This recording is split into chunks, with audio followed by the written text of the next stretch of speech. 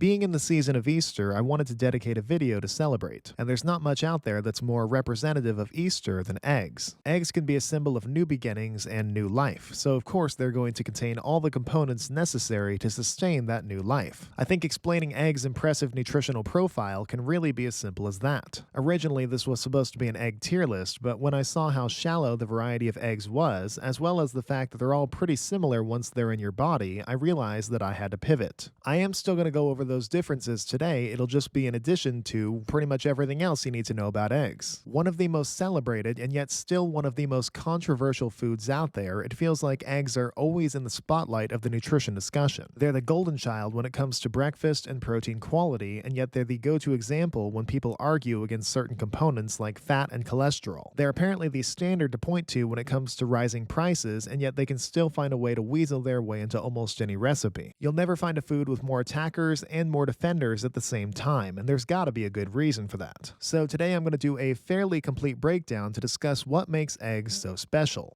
Often the first thing that comes to mind regarding eggs is their protein. The average egg is 50 to 60 grams, and in that amount it contains about 6 to 7 grams of protein. This makes them a reliable protein source and a pretty good one per calorie. Eggs are considered a complete protein, meaning they contain all 9 essential amino acids in amounts comparable to what the body needs. They're not lacking in any in particular, though they are usually higher in phenylalanine. The main reason why egg protein is so highly praised, though, is because of how readily digestible and bioavailable it is. The two most well-known methods that we measure protein quality and digestibility are the PDCAAS, Protein Digestibility Corrected Amino Acid Score, and the one that replaced it in 2013, DIAAS, the Digestibility Indispensable Amino Acid Score. The replacement occurred because DIAAS measures in small intestine absorption rather than measuring fecal digestibility, and this is a far more accurate measuring method. Also, while PDCAAS caps out at a score of 1, DIAAS goes beyond that, providing a better representation of just how good the best of the best are. For example, all of cow milk, chicken breast, beef, tuna, soy, and whey can have a PDCAAS of 1, but with DIAAS, the scores tell a better picture, with milk at 1.14, chicken breast at 1.08, beef at 1.09, tuna at 0.94, soy between 0.75 and 1, and whey at 1.1. Eggs, of course, also have a PDCAAS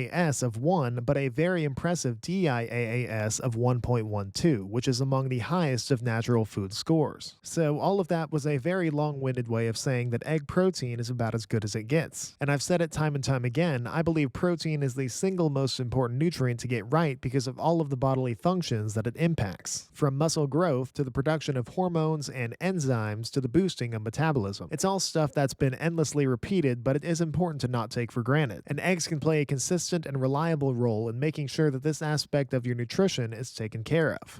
However, protein isn't the only prevalent macronutrient in eggs, as the rest of its calories come from fat. Egg fat usually gets lumped in with the fatty profile of meat, stereotypically very full of saturated fat, which is often deemed unhealthy. But of the 5 to 6 grams of fat per egg, about 30% of it is saturated, primarily palmitic and stearic fatty acids, which tend to not have that much of an impact on blood cholesterol and heart health in either direction. Roughly 40% of the fat is monounsaturated, which is universally agreed to be heart healthy, and hovering at 20% of the fat content is polyunsaturated fat, mainly linoleic acid, though you can find eggs with intentionally higher omega-3 contents. Now obviously, as with anything, you can overconsume eggs, and the fairly high fat content may be a limiting factor in theory, but in practice you would have to make an active effort to get to that point. And I'd say the main reason why is an underdiscussed factor called satiety, how satiating or filling eggs are. Both protein and fat are very satiating, helping to combat feelings of hunger and prevent overeating. Eggs are especially satiating compared to other common breakfast foods, which are often very carbohydrate dense. This in turn can help with those trying to lose weight. It works because, all things considered, eggs are still pretty low in calories. One egg is about 75 calories, so the typically eaten 3 to 4 is 220 to 320. So for this and the many uses of fat in the body, brain function, nerve insulation, and cell membrane structure, the fat in eggs actually becomes something to be appreciated.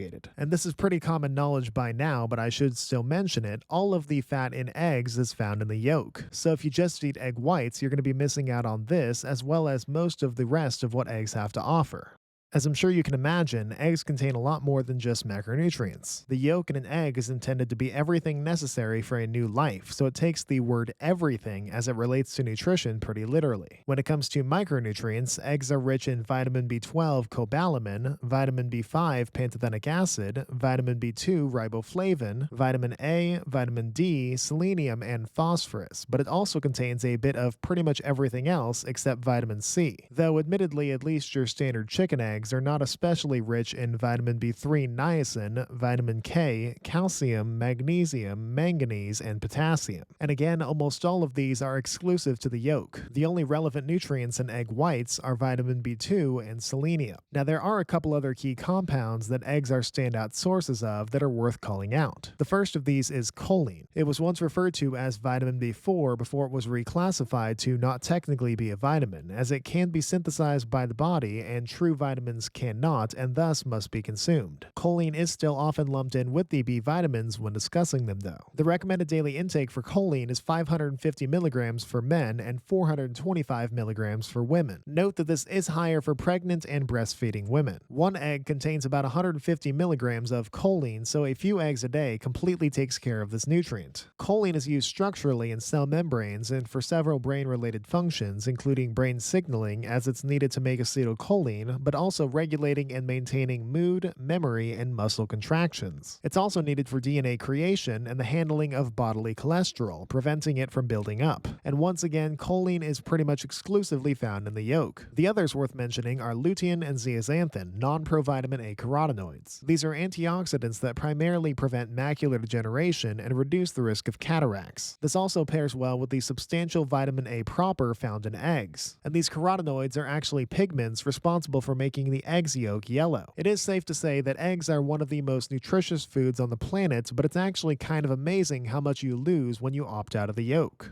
Now, another thing you will avoid by opting out of the yolk is all of the controversy, specifically the controversy regarding eggs and cholesterol. Eggs are high in dietary cholesterol, hovering at around 200 milligrams per egg. For reference, the Old American Heart Association recommendation was not to exceed a daily consumption of 300 milligrams. That's right, 2 eggs a day puts you in the grave. However, the belief that dietary cholesterol has a significant impact on blood cholesterol has waned over time. Cholesterol is a lipid that your liver produces, and it has the ability to regulate bodily cholesterol by simply making less of it. I should mention, though, that cholesterol is essential as it's used in the structure and formation of cell membranes and some hormones. While for most people, dietary cholesterol has little impact on LDL and HDL, some are more sensitive, often those with pre-existing conditions like heart disease, high blood pressure, diabetes, and genetic hypercholesterolemia. And even for those people, this doesn't completely remove eggs as an option, but if you are concerned, blood cholesterol is fairly simple to go get tested. Now, I'm not going to delude myself into believing that this debate is ever going to end. All I can say is that rather than just blindly fearing it, actually look into it yourself. Studies are finally leaning towards what we've always known, that this isn't remotely near as big of an issue as we've been led to believe. And to tie up all loose ends, the dietary guidelines to limit cholesterol were removed in 2015, which is probably the most compelling case for this discussion. In reality, eggs are overall believed to improve heart health, raising both HDL and LDL, but mainly increasing large LDL particles, while it's the small dense ones that are more associated with heart issues. You've got to consider that eggs contain many other components that improve heart health, the aforementioned monounsaturated fat, choline, lutein, zeaxanthin, and so many more. With the main hurdle out of the way, eggs can finally shine as the very innocent food that they've always been.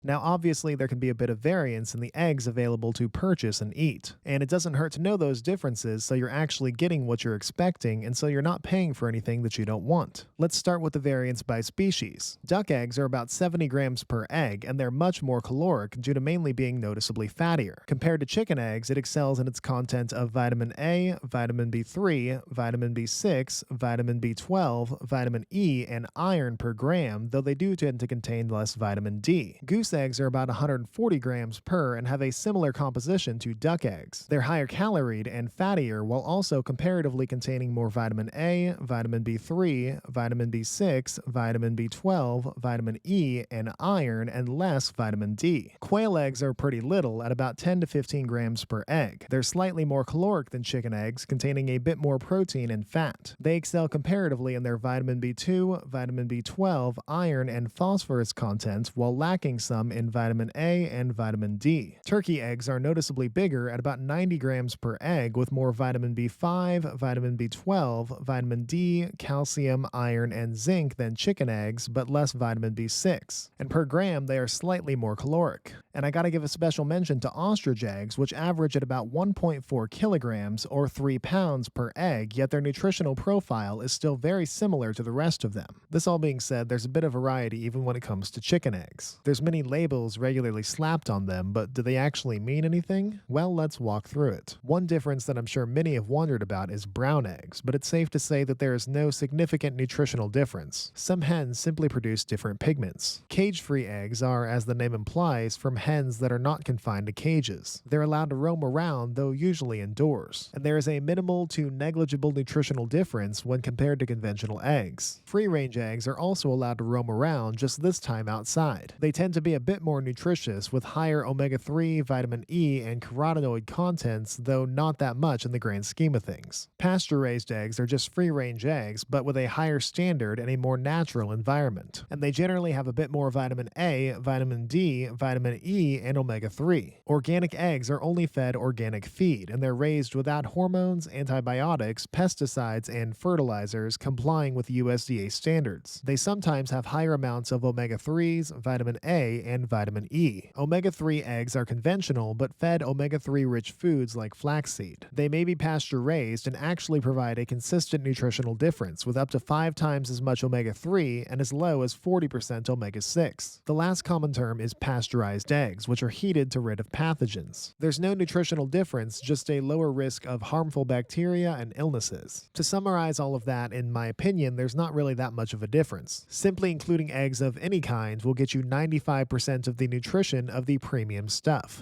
And the last major factor to consider when eating eggs is cooking them. Egg nutrition, like many foods, actually changes when it's cooked. Its protein becomes more digestible, with studies showing that it's almost twice as bioavailable. The heat breaks down the structure of the proteins from larger and complex to weaker and more accessible. This is what's happening when you see them go from a goo or gel-like texture to a firmer one. And this digestibility also extends to biotin, vitamin B7, as the proteins that bind to it are broken down. Admittedly, cooking eggs may result in the loss of some micronutrients, vitamin A, vitamin D, and some antioxidants, but the trade-off is well worth it. Now, there are many ways to cook eggs, but it's been found that the best ways to preserve nutrients are poaching, boiling, scrambling, and baking. These can be done without excessive heat and other fats and ingredients, which are some things that you want to keep in mind, avoiding overcooking, using too much or the wrong cooking fats, and mixing it with other ingredients that can cancel out the egg's benefits. That being said, no matter how you cook or prepare them, eggs are still healthy and nutritious. So my personal suggestion is to just do so the way that you'll actually eat them. And in case you were wondering, for me, that is scrambled in some butter and topped usually with some salsa.